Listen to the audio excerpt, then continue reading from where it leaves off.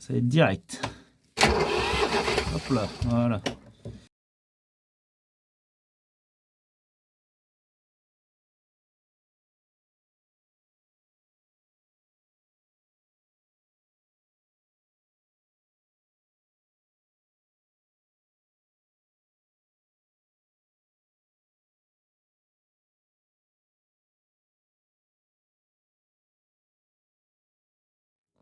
Alors, le filtre était foireux, la petite vidéo, puis c'est bien comme il faut. Ça, je trouvais bizarre que j'entendais un bruit qui dégoulinait plein de partout et pourtant je voyais pas d'eau. Pas d'eau, pas de liquide de refroidissement. Donc là, derrière on a les filtres, changer le filtre, purger, la vis de purge. Ici, le petit clapet, là, pour faire la pompe. Donc j'ai purgé. Débrancher l'arrivée d'eau de mer. Là j'ai mon bac qui est rempli d'eau, mais pour le moment je mets pas parce qu'il faut que tout je réamorce. Mon collègue m'expliquait que si en fait si je comment dire, si un peu de mal comme ça, en fait si on tire directement, si j'essaye de réalimenter mon moteur en gasoil, ça, le temps qu'il démarre, qu'il se mette en route, ça va actionner la pompe à eau de mer et ça va lui tirer à fond dessus et surtout remplir tout le système d'eau. Remplir le système d'eau, sauf que le moteur ne sera pas en route, donc ne pourra pas dégager tout l'échappement. Donc on débranche, on laisse comme ça. Le temps de démarrer le moteur. Une fois que le moteur va démarrer, on peut tourner 20 secondes, ça va pas lui faire de mal s'il tourne sans eau. De toute façon, je suis en double refroidissement. Donc ça c'est comme un refroidissement d'origine en fait, comme sur une voiture, n'importe. Et donc voilà, faire tourner, remettre le moteur en route. Donc là, je viens de dévisser les injecteurs, les durites pour pouvoir tirer sur le moteur et faire venir le gasoil. Ici on a la pompe de décompression pour aider à froid. Je ne sais pas si vraiment je vais pouvoir la récupérer, l'actionner parce que les clés sont là. Donc ça fait un peu loin, même si je suis par l'autre côté là-bas, par l'autre trappe. Donc voilà, une fois que le moteur a démarré, je le coupe. Et là, une fois qu'il a repris tout son gasoil, ça, je le recoupe. Et puis on replonge celui-ci dans le bac. Et c'est parti. Putain de durite, tu me casses les couilles là.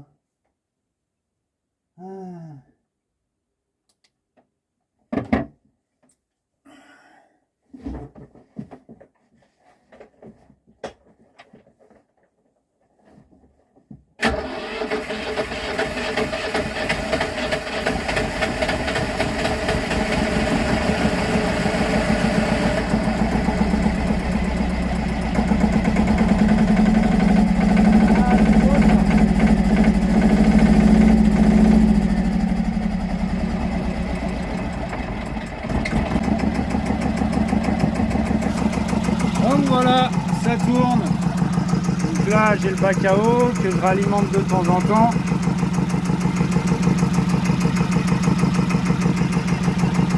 Ça continue toujours à pomper. Là je travaillais là sur cette pièce.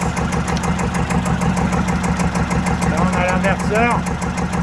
Quand je vais sur l'avant, on tourne un temps, sur l'arrière, l'avant, l'arrière, on appuie sur on déplace cette pièce devant derrière et puis hop, ça fait tourner l'arbre qui est là-bas. Histoire de le dégripper un petit peu, pas se vendre tout le temps. Alors, le problème c'est que là j'ai une durite d'injection qui elle, pour arriver ici en fait elle tape sur le bocal de refroidissement. Ce qui fait que c'est un peu la merde, ça éclabousse partout, ça pisse partout, là c'est en train de dégouliner. Et c'est ça le problème que j'avais eu quand j'ai récupéré le bateau, quand je l'ai ramené quand j'étais à l'eau vers Coralie. Donc là on voit autour, c'est en train de dégouliner. C'est le gasoil, c'est de l'essence, je peux pas tourner comme ça, c'est sûr. Mais là ça va. Donc ça tourne, c'est bon.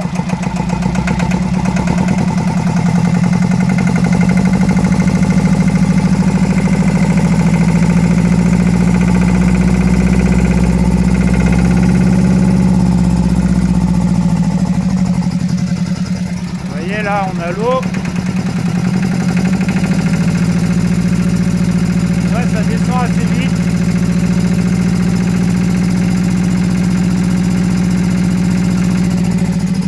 Hop, on met un coup.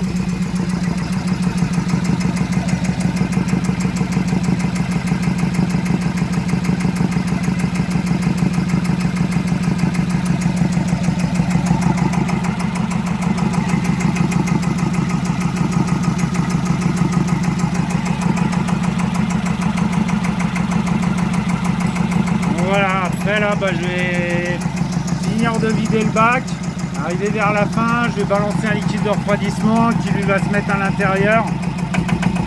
Et à l'intérieur du circuit, comme ça va dégraisser un petit coup, quoi, décaper un peu toute la merde, tout le sel et compagnie.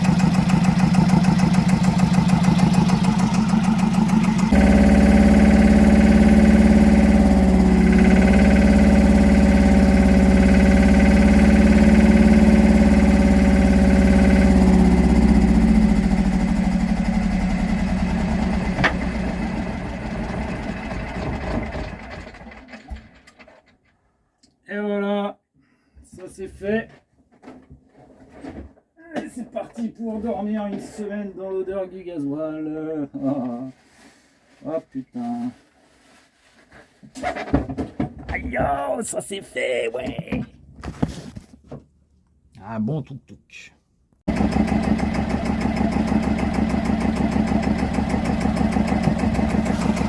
Donc voilà, ça tourne. Donc là j'ai le bac à eau que je ralimente de temps en temps.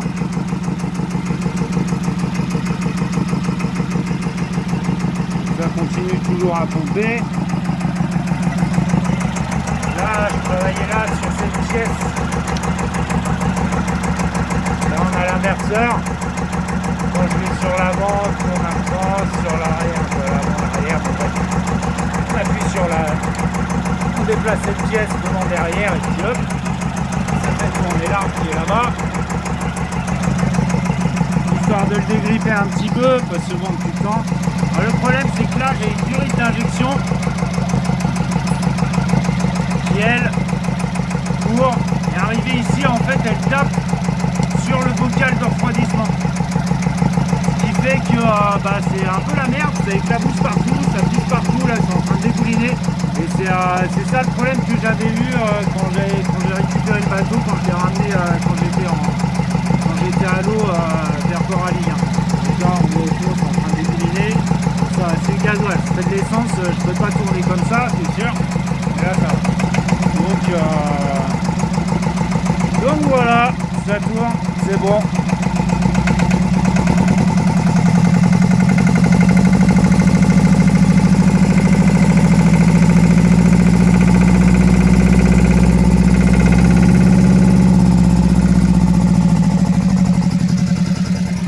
Là on a l'eau. Ouais, ça descend assez vite.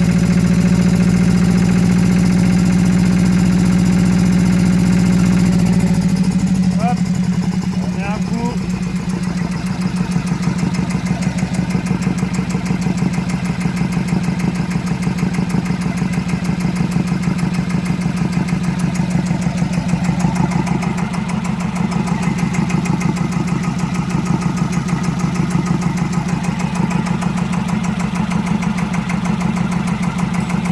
Voilà, après là je vais finir de vider le bac.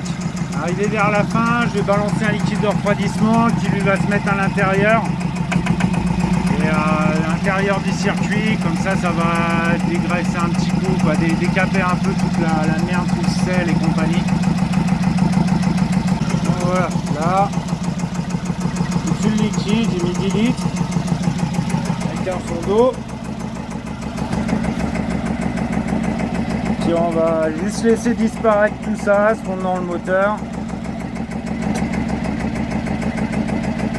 Et ça sera bon.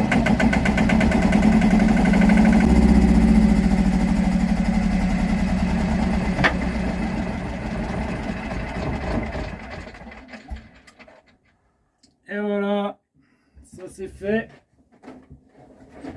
Et c'est parti pour dormir une semaine dans l'odeur du gasoil. Oh, oh putain.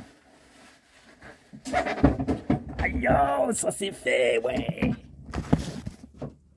Un bon tuk-tuk.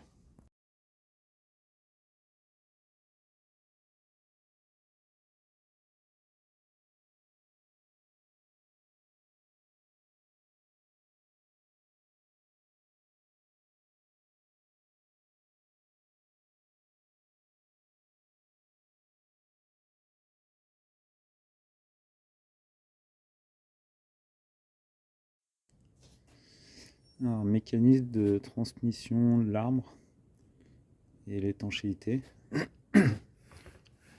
Bon, ça c'est l'écrou d'embout d'arbre qui maintient l'hélice avec la rondelle et la clavette. Ici j'ai le presse-étoupe qui lui va faire l'étanchéité sur le tube des tambours. Donc là il y a les tiges filetées, là j'ai cette pièce comme ça qui va venir dans les tiges, et quand elle va descendre, cette partie-ci va venir se plaquer là sur cette tresse, une tresse en bobine, tresse plate, et ça va écraser et créer l'étanchéité. Donc à partir de là, en fait, la tresse, l'arbre peut tourner et prendre sur la pièce, c'est écrasé avec la fibre et ça ne laisse pas passer l'eau. Ici j'ai mon palier de tourteau. Alors là, ça c'est le tourteau, donc j'ai l'embout d'arbre qui vient glisser là-dedans, visser par ici, visser de l'autre côté, et en fait là on voit, on va voir l'autre côté, voilà, en fait j'ai une fente de chaque côté, et à l'intérieur ça fait un système comme ça. Donc là j'ai le bout ici, en fait la fente elle fait ça en biais, et en haut il y a un trou plus gros qui permet de pouvoir écraser, avoir ces deux parties là qui vont se resserrer. Comme ça au moins ça pète pas ici. Et là j'ai mon cardan, prise de cardan. Alors ça c'est le côté qui vient sur l'échangeur. En fait moi mon moteur n'est pas aligné, il est posé à plat, à la verticale, un peu surélevé par rapport à mon palier, et je crois que c'est un peu surélevé, ou peut-être l'inverse, un chouïa en dessous. En fait le cardan lui va tourner et être amovible, donc comme ça il va créer, il va gérer l'angle du moteur et le rapport avec le palier. Donc voilà, ça évite de faire plein de calculs de ça et de vraiment se démerder à avoir quelque chose de parfait pour avoir la prise de l'arbre qui va prendre dans l'inverseur. Donc comme ça au moins c'est posé, c'est plus simple. Et voilà, et ben on va nettoyer tout ça. C'est de l'apparent, hein, de toute façon, comme d'hab. Voilà, tout mettre à propre. C'est parti. Alors, extraction de l'hélice. On va vraiment enlever l'indode avec l'écrou, la rondelle. Alors il y a des extracteurs. Avant les collègues avaient un extracteur avec un système avec des griffes. Et c'est pas très pratique avec la forme des pales et compagnie, ça tient pas bien, tout ça. Et maintenant ils ont ça. Ils travaillent avec ça. J'en ai un qui va aller derrière le palier, l'autre devant, avec les boulons, les écrous. On serre, et hop, le jeu est fait.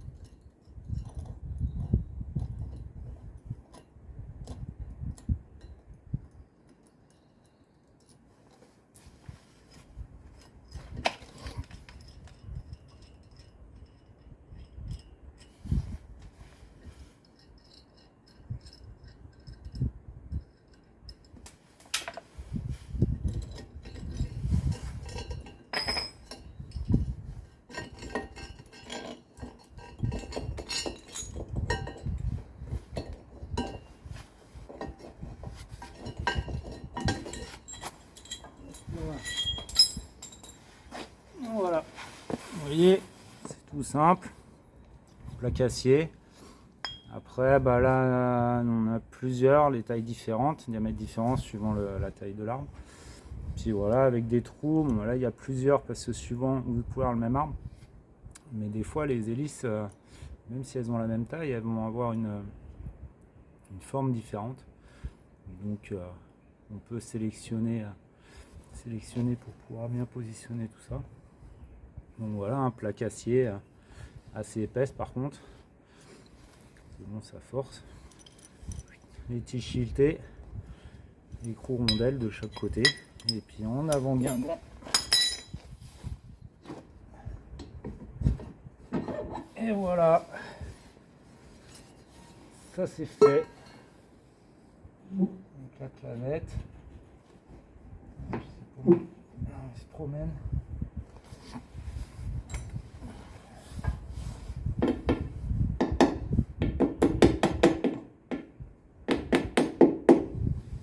On va laisser un peu pour le moment.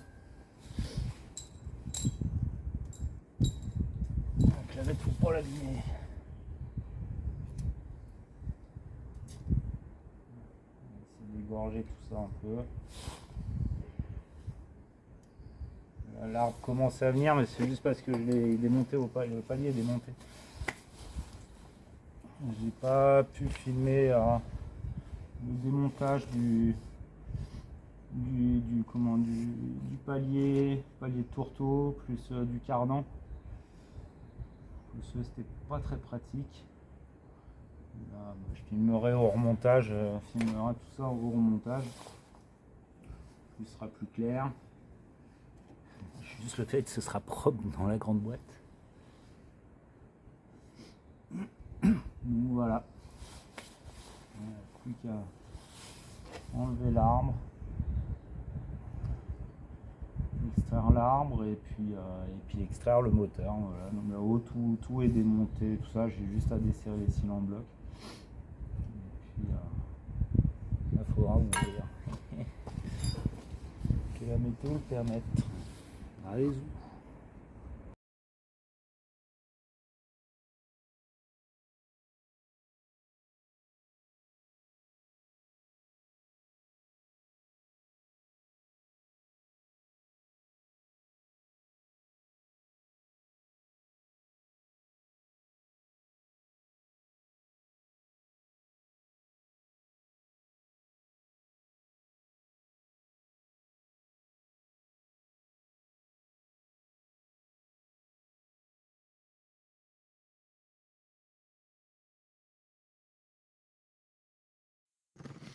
J'ai enfin réussi à enlever ce putain d'échangeur. En fait, il y a l'échangeur là, cette pièce et cette pièce qui étaient fixées là sur les écrous et compagnie. Et bien sûr, c'est pas accessible. Il fallait enlever celui-là avant de pouvoir enlever celui-là. Mais pour enlever celui-là, il a fallu que j'enlève ça. Bon, bref, c'est pas mal le bordel. Non, c'est pas celle-là que j'ai enlevé pour. Ça, c'est autre chose. En fait, je suis en train de réduire autant que possible la largeur du moteur parce que j'ai vraiment pas beaucoup pour passer là-dedans. Donc ça me réduit la largeur et en même temps ça réduit le poids aussi parce que je vais avoir besoin, j'ai enfin mes anneaux de levage, mais je vais avoir besoin de faire sûrement passer le moteur en angle. Voilà, donc là tout est prêt. J'ai retiré l'échangeur, des poulies, plein de choses, le démarreur, l'alternateur. J'ai dépouillé le moteur d'un peu partout pour gagner du poids et surtout pour pouvoir le sortir facilement. Parce que là, avec l'échangeur, ça me prenait trop de place. Et par le cockpit, je voudrais essayer de ne pas découper, découper le moins possible. Là, j'ai la visseuse à choc avec les douilles préparées pour aller enlever. Une fois que je vais avoir levé le moteur, il va falloir que j'aille dévisser les vis là et les écrous là pour pouvoir gagner de la place. Parce que là, j'ai toute la longueur, là, ce serait impossible. Je serais obligé de découper les assises du cockpit. Ici, j'ai 2 palans pris sur le phène. La scie sauteuse pour pouvoir tout découper. Là, j'ai un bout que j'ai rajouté, qui lui va me servir à équilibrer le moteur, parce que vu que j'ai enlevé l'échangeur qui pèse quand même énormément de poids, il y a des chances que le moteur se décale un petit peu sur la gauche ou la droite, quoi, sur la gauche. Parce que ici, j'ai retiré l'alternateur, le démarreur, même si j'ai enlevé les filtres. En fait, j'ai cette partie de l'inverseur, la prise de l'inverseur qui peut pas se virer et qui prend de la largeur. Donc voilà, je vais voir si j'arrive à poser le téléphone quelque part pour arriver à filmer tout ça. Et puis sinon, non, je couperai le téléphone et je prendrai des petites vidéos de temps en temps. Et paf, je me suis fait un système D. La fixation, le porte-téléphone de la voiture, la petite lampe qui peut se régler. Hop, deux petits colliers, c'est bon, ça joue. Putain, il y en a marre de la pluie là. Il pleut pas, il pleut, d'un coup ça devient tout bleu, pof, il repleut. Allez hop, bâche, puis on va faire les travaux, parce que là ça commence vraiment à me saouler. À attendre depuis, ça fait 2 mois que je me dis que je sors le moteur. Et à un moment... Alors les petits trous que j'ai là, c'est derrière, en fait en dessous j'ai une cornière, donc ceux-là ils sont passés pile poil au long de la cornière. Je vais commencer à découper là, ensuite longer sur les côtés et ensuite sur l'arrière.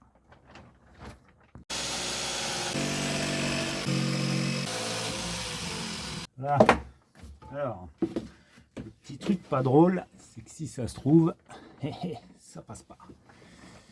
On va mesurer tout ça. Voilà, bon, je vais épargner les détails. Je découpe. Là, je devrais avoir à peu près ce qu'il faut. Donc là, on va lever.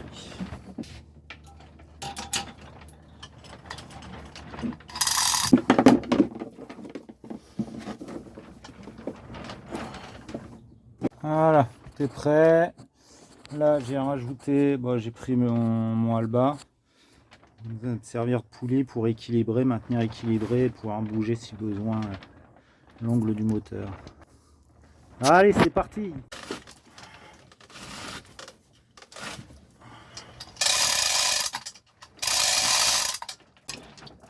Trempe dans la bouillasse, ça.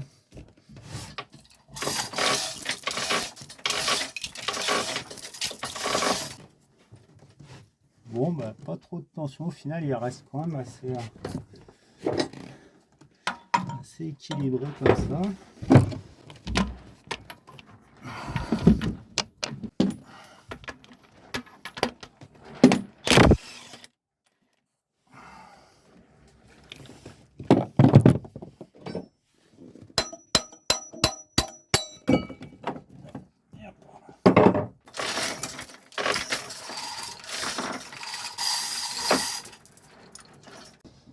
Hop, voilà.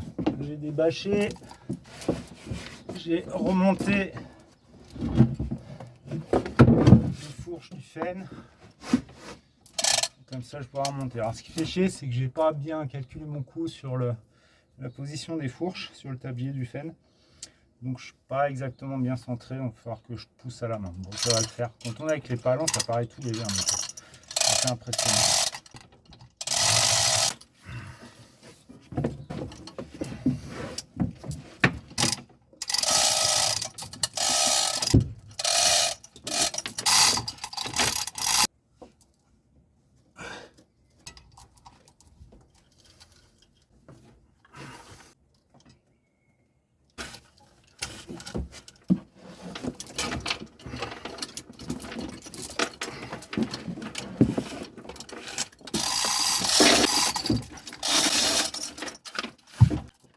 Punaise, alléluia.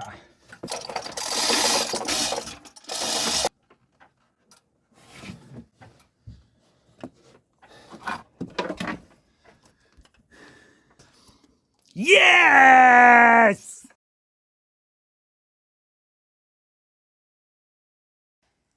Voilà la bête. Ah, bonne chose de faite.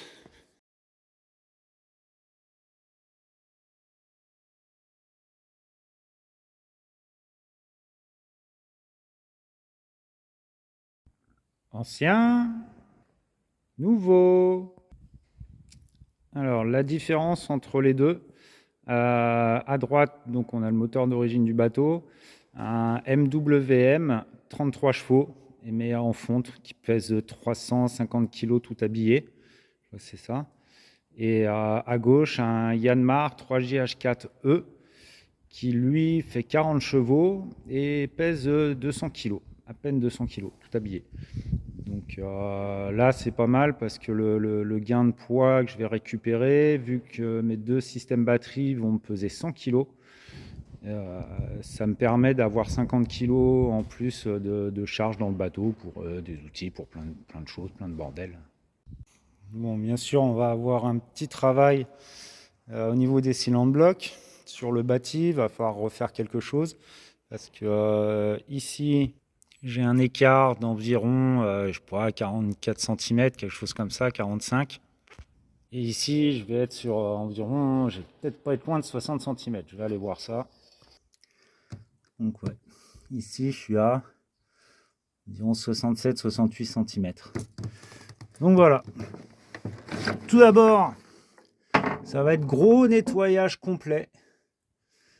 On va tout nettoyer, tout mettre à propre, la bouillasse qu'il y a au fond, tout ça. Bon, la bouillasse, c'est tout ce qui s'est mis petit à petit là, les derniers temps en préparant le moteur. Il y a des trucs qui fuient, tout ça, mais c'était vraiment pas accessible. Le moteur, il est assez profond et il y a toute la culasse qui arrive en bas, donc forcément, je pouvais pas atteindre tout ça. Même quand je tombe un outil, c'est galère. Tout mettre à propre à l'avant aussi, quoi, à l'arrière de la cabine. Changer les vannes et passe-coques et emboîter des tuyaux de sortie d'eau. C'est l'évacuation du cockpit. Voilà. On va passer le coup d'aspi un peu partout, tout ce qui était crasseux, tout ça, toute la rouille, les bordels, toute la rouille qui partait des ferrailles. Et là, c'est parti, gros nettoyage de printemps.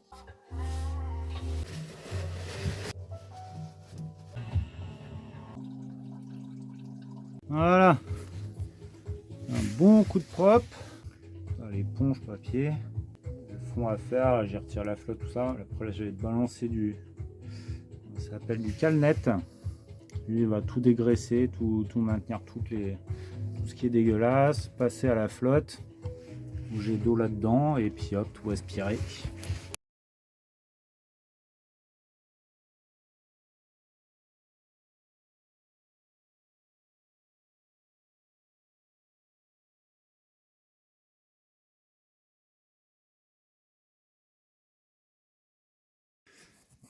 Et voilà le travail. Hop, nettoyer, décaper. Au fond, demain je vais faire les passe-coques, tout ça. Il y a un peu de rouille tout sur la peinture, mais c'est rien, c'est juste pris dans la peinture.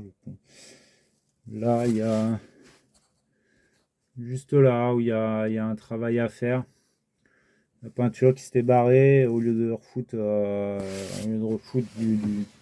la peinture, penser mettre propre, il fallait remettre de la peinture. Bah non, il y a eu un espèce de bout de mastic en longueur là où la peinture était décollée.